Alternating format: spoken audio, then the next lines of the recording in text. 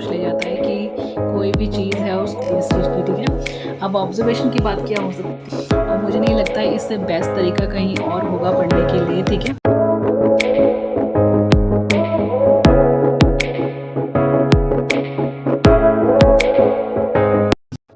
हाय shadows, कैसे हैं आप सभी। मैं उम्मीद कर रही हूँ सब अच्छे होंगे। तो मेरी अभी तक की वीडियोस आपको कैसी लगी है मुझे प्लीज़ कमेंट करके बताएं, और मुझे थोड़ा मोटिवेशन मिलेगा उससे कि हाँ जो मैं कर रही हूँ वो मैं ठीक कर रही हूँ या मैं गलत कर रही हूँ या मुझे इम्प्रूवमेंट करने की ज़रूरत है। प्लीज़ कमेंट करें और मेरे चैनल को भी सब्सक्राइब करें। मेरा आज का आइडिया भी इसी की बेसिस पे है, कुछ नया मैंने सोचा था। एक्चुअली इस आइडिया को मैंने खुद भी अपने ऊपर अप्लाई किया था, तो मेरा मन था कि मुझे ये शेयर करना चाहिए। हाउसवाइफ के लिए तो ये अच्छा ही है, ठीक है, जो पढ़ रहे हैं, जो पढ़ना चाहती हैं आगे उनके लिए, और जो गर्ल्स हैं जिनकी अभी शादी नहीं हुई है उनके लिए भी ये तरीका मतलब वैलिड है, उनके ऊपर भी चल सकता है। तो क्या हुआ ना कि मेरा जो क्वालिफ़िकेशन है ऐसे ही है, +2 किया, फिर मैंने डिप्लोमा किया, फिर मैंने ग्रेजुएशन किया, और अब मैंने शादी के बाद बीएड कर लिया। तो ये सब कैसे कैसे किस तरीके से मैंने किया है, इसके ऊपर एक मैंने मतलब मेरा बहुत दिनों से विचार था कि ये वाला जो आइडिया है मुझे शेयर करना है, पर कैसे शेयर करना है ये मुझे समझ नहीं आ रहा था। आज मैंने यूट्यूब चैनल बनाया है, तो आज कल सडनली मेरे दिमाग में आया कि सब्जी वाला आ गया, उसकी आवाज़ आ रही है। तो फिर मैंने सोचा कि इस तरीके को मैं ज़रूर शेयर करूँगी।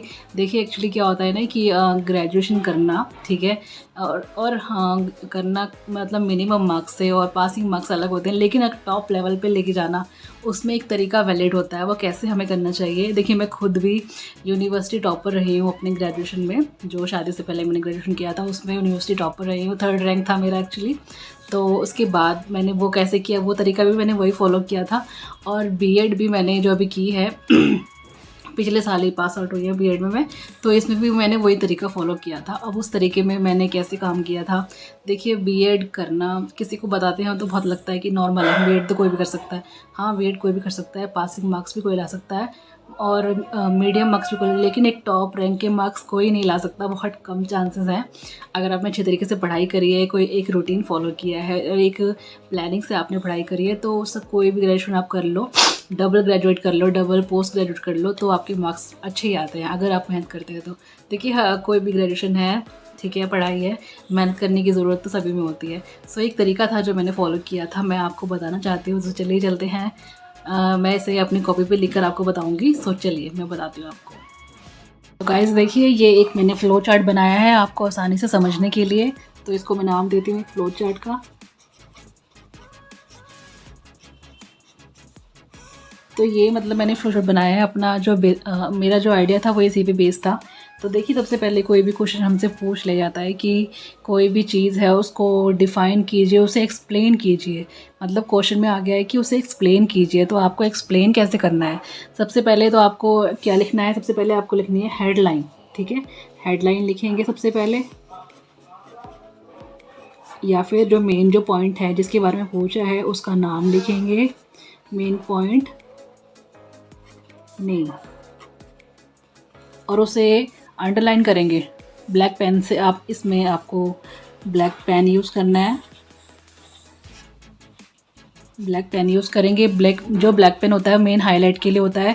कोई भी पॉइंट लिखिए उसको ब्लैक पेन से हाईलाइट कीजिए, ताकि वो कोई भी पेपर चेक करने वाला एग्जामिनर है उसे दूर से दिख जाए कि ये जो हमने पूछा है उसके बारे में एक्सप्लेन करने वाले हैं, क्योंकि वो देखने में बहुत अच्छा लगता है, ठीक है। उसके बाद हमें क्या करना है, जो हमने हेडलाइन लिखा है, मेन पॉइंट लिखा है, उसका हमें डेफिनेशन देना है। डेफिनेशन या उसके बारे में आपको 2 लाइन्स में बताना है, ठीक है। ये कोई भी क्वेश्चन, कोई भी वर्ड होता है, कुछ भी होता है, उसकी डेफिनेशन तो ज़रूर होती है, वही आपको यहाँ पे एक्सप्लेन करनी है, ठीक है। अब जो आपका पूछा गया है, मतलब जो चीज़ पूछी गई है, मान लीजिए कोई मोटर पूछी गई है, कोई बेस पूछा गया है, कोई केमिकल के बारे में पूछा गया है, ठीक है, तो उसका प्रिंसिपल भी होगा, वो किसी पे बेस भी होगा, ठीक है, वो किसी अकॉर्डिंग वर्क भी करता होगा, कोई लॉ भी होगा उसका। तो सबसे पहले आप यहाँ पे उसके जो 3rd पॉइंट लिखेंगे, आप उसका लिखेंगे बेसिक, मतलब जो का बेस ऑन प्रिंसिपल, ठीक है, किसके ऊपर वो वर्क करता है, उसका प्रिंसिपल क्या है या फिर उसका लॉ क्या है।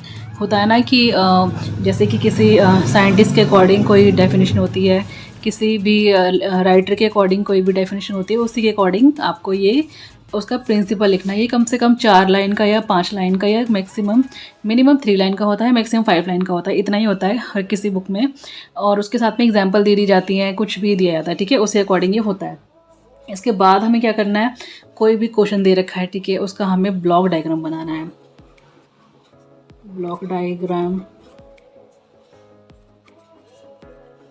या फ्लो चार्ट बनाइए या फिर सर्कल डायग्राम बनाएं, ठीक है।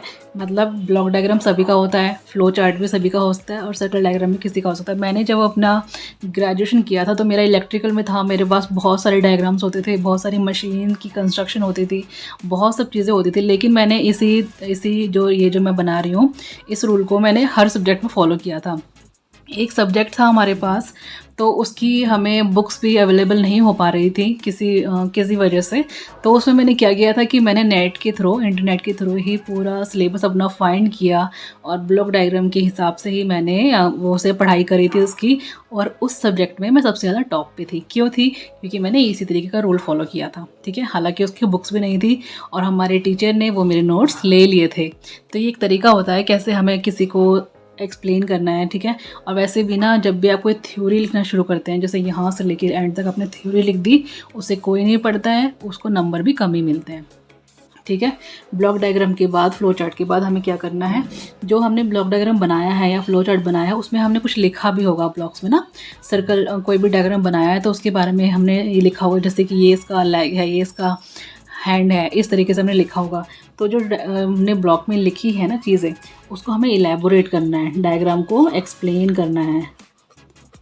डायग्राम इलेबोरेट या फिर एक्सप्लेन, ये करना बहुत ज़रूरी है। इसे आप करेंगे तो आपकी शीट भी भर जाती है और जो चेक करने वाला है उस पर बहुत बेस्ट इंप्रेशन पड़ता है इस चीज़ का। तो आप ज़रूर करें। इसके बाद हमें क्या करना है, इसके बाद हमें जो काम करना है, ये जो डायग्राम हमने बनाया है ये कैसे कैसे काम कर रहा है, क्या क्या इसकी वर्किंग है, कंस्ट्रक्शन है, ये सब हमें बताना है।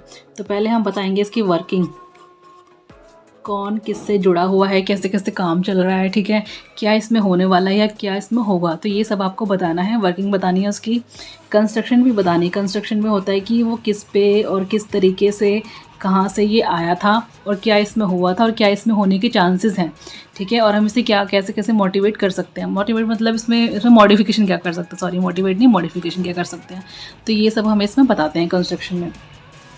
कंस्ट्रक्शन के साथ में आ जाता है कि अब हमने ये जो काम कर लिया है, ठीक है, अब ये कैसे काम होने वाला है इसमें, मतलब कि ऑब्जर्वेशन। अब आपको इसकी ऑब्जर्वेशन बतानी है। मतलब आपने तो पढ़ लिया साइंटिस्ट के थ्रू या फिर जो इसमें लॉ दिया है उसके अकॉर्डिंग आपने काम कर लिया, अब आपने क्या ऑब्जर्व किया है इसमें से, वो हमें इसमें बताना है, ठीक है। तो ये जो मैंने आपको पॉइंट बताए हैं, इन्हें ज़रूर लिख लें, उन्हें याद से इस तरीके से फॉलो करें, आपको बहुत अच्छे मार्क्स मिल जाएंगे, गारंटीड। मैं श्योरिटी लेती हूँ इस चीज़ की, ठीक है। अब ऑब्जर्वेशन की बात क्या हो सकती है, इसके बाद हो सकती है कि इसके एडवांटेज क्या हो सकते हैं, जो हमने काम किया है इसका कुछ एडवांटेज भी तो होंगी ना, कहीं ना कहीं इसका बेनिफिट तो होगा, तभी तो हम इस चीज़ को पढ़ रहे हैं। देखिए, मशीन जो होती हैं वो रियल में होती हैं, ठीक है। बुक्स में हम जितना ही पढ़ाया जाता है वो सब चीज़ें रियल में होती हैं। एक फ़िज़िक्स है जो हमें दिखती नहीं है, लेकिन वो भी कहीं ना कहीं होती है, हर चीज़ में होती है। अब मैंने इसको मूव किया है, कुछ भी किया है, अपना हाथ ऐसे मूव कर रही हूँ, ये सब फिज़िक्स में आती है। सब चीज़ें हमें दिखाई देती हैं, हमें इमेजिन करने की ज़रूरत होती है। तो कोई भी हमने काम किया है, कुछ भी किया है, उसमें एडवांटेज भी उसकी होगी ही, ठीक है। और अगर एडवांटेज हैं, उसके बेनिफिट हैं, तो उसके डिसएडवांटेज भी ज़रूर होंगे, एक या दो ज़रूर होते हैं, पक्की बात है, ठीक है। डिसएडवांटेज भी उसके ज़रूर होते हैं। तो ये पॉइंट्स आप कम से कम 4 लिखिए, ठीक है। 4 से ज़्यादा होगा तो बहुत अच्छी बात है, और ये भी आपको 4 ही लिखने हैं। अगर 4 से ज़्यादा या 4 से कम हो जाते हैं तो नंबर कम हो जाते हैं, लेकिन अगर हम मैक्सिमम 4 लिखेंगे तो बहुत अच्छी बात है। और ये ऑब्जर्वेशन जो आपने लिखी है, इनको भी पॉइंट में लिखिएगा, इसे थ्योरी में बिल्कुल मत लिखिएगा। कंस्ट्रक्शन को भी पॉइंट्स में लिखिएगा। हाँ, एक चीज़ और है कि किसी भी समरी को, कुछ भी है, उसमें पॉइंट्स में लिखना बहुत ज़रूरी है। लाइक 1, 2 इस तरीके से लिखेंगे तो आपको नंबर ज़्यादा मिलते हैं, ठीक है। समरी में या थ्योरी में, थ्योरी जो होती है, थ्योरी इसमें नंबर कम मिलने के चांसेस होते हैं, ठीक है। और थ्योरी कहाँ लिखनी चाहिए, ये वैलिड कहाँ पे है, जो ये वैलिड है वो वर्किंग में वैलिड है ओनली। तो वर्किंग में ही आपको थ्योरी लिखनी कम से कम 5 लाइन की, 5 लाइन की या फिर 10 लाइन की, ठीक है, इतनी ही लिखनी है, इससे ज़्यादा कभी मत लिखिए क्योंकि फिर वो कोई पढ़ता नहीं है। ठीक है, ये होता है। और अगर इसमें कोई मेन हाईलाइट वर्ड है उसे ब्लैक पेन से लिखिए, तो जो पढ़ने वाला है ना उसे बहुत मतलब उसे ऐसा एक्सपीरियंस हो जाता है कि इस बच्चे को हर चीज़ की नॉलेज है, बहुत अच्छा इसने लिखा है, बहुत चीज़ें। कई बार एग्जामिनर पढ़ते भी नहीं है, बस देखते ही नंबर पूरे के पूरे मिल जाते हैं। ये मेरे साथ हुआ है, तो इसलिए मैं चीज़ आपको बताना चाह रही हूँ कि ऐसी चीज़ें होती हैं। क्योंकि देखिए कोई भी टीचर है हम में से ही निकला है, ऐसा तो है नहीं कहीं अलग दुनिया से आया वो एलियन है, ऐसा कुछ नहीं है। हम में से ही टीचर निकले हैं, तो हम जैसा अभी फील कर रहे हैं वो फील कर चुके हैं, तो उन्हें पता है कितनी मेहनत होती है ये सब करने में। अब अगर डिसएडवांटेज हैं तो उसकी एप्लीकेशन भी होंगी। ठीक है, अगर एप्लीकेशन है बताइए कहाँ कहाँ पे यूज़ होता है, ये सब चीज़ें आप बताइए। ठीक है, और ये सब चीज़ें होती हैं, और इतना कुछ अगर आपको समझ में आ गया है तो मुझे लगता है कि आपको बहुत अच्छा लगा होगा ये समझने में। तो मेरे चैनल को प्लीज़ लाइक भी करें और इस वीडियो को शेयर भी करें। लास्ट में आता है मेरे इस चैनल को सब्सक्राइब करना है आपको। ठीक है, ये मैंने 2 अपनी तरफ से बनाए थे क्योंकि ये भी बहुत ज़रूरी है। देखिए मैंने इसी तरीके का रूल हमेशा फॉलो किया है अपनी पढ़ाई पे, और मुझे नहीं लगता इससे बेस्ट तरीका कहीं और होगा पढ़ने के लिए। ठीक है, और एक चीज़ और मैं आपको बताना भूल गई हूँ, मैं यहाँ पे बता देती हूँ आपको। जहाँ पे आपने डेफिनेशन लिखी थी, अगर यहाँ पे आप अगर एक फार्मूला बिल लिख देते हैं तो बहुत अच्छा होगा। फार्मूले से जो फार्मूला होता है ना उससे बहुत अच्छा इंप्रेशन पड़ता है। मतलब कि वो जो टीचर है ना वो यूँ समझता है कि इस बच्चे को बहुत ही बेस पकड़ा है, मतलब उसकी जो बेसिक है बहुत अच्छा है, उसको फार्मूला पता है। कई बार क्या होता है कि मैंने बहुत सारे स्टूडेंट ऐसे भी देखे हैं कि जिनके पास थ्योरी है लेकिन वो इतनी सारी थ्योरी का सिर्फ एक चीज़ बना देते हैं, इतना सा बस इतने से चीज़ में वो समझा देते हैं कि हाँ भाई इसमें ये चीज़ थी। तो अगर इस तरीके से आप एक्सप्लेन करेंगे आपके नंबर श्योरिटी पूरे के पूरे मिल जाएंगे, कटने के चांसेस होते नहीं हैं। ठीक है, थ्योरी में क्या होता है 10 नंबर की अगर थ्योरी आपने लिख दी है वहाँ पे तो मिनिमम नंबर आपको 4 या 5 ही मिलेंगे।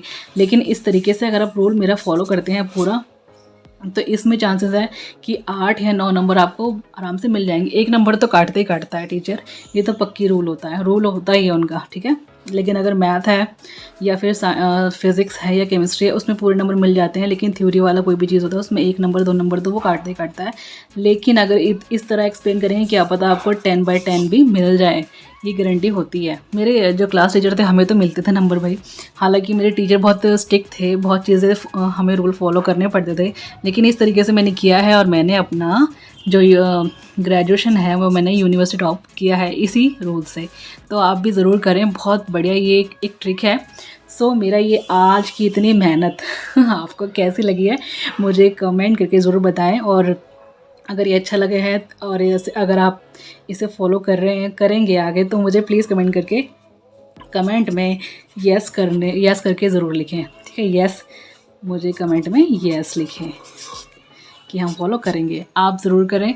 और मैं आपको अपने यूनिवर्सिटी टॉप की जो मैंने यूनिवर्सिटी टॉप किया था उसकी फ़ोटो मैं आपसे शेयर कर चुकी हूँ ऑलरेडी। तो इस तरीके से आप भी करें और अपनी फ़ोटोज़ भी मुझसे ज़रूर शेयर करें। आप किसी भी माध्यम से कर सकते हैं।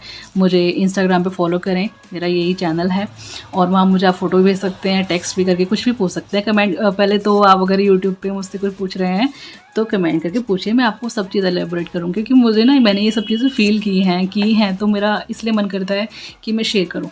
तो प्लीज़ इसे लाइक करें, शेयर करें और कमेंट करके ज़रूर बताएं। और अब मेरी नेक्स्ट वाली वीडियो पे आपको क्या सीखना है मुझसे मुझे कमेंट करके ज़रूर बताएं। सो चलिए मिलते हैं मेरी नेक्स्ट वीडियो पे।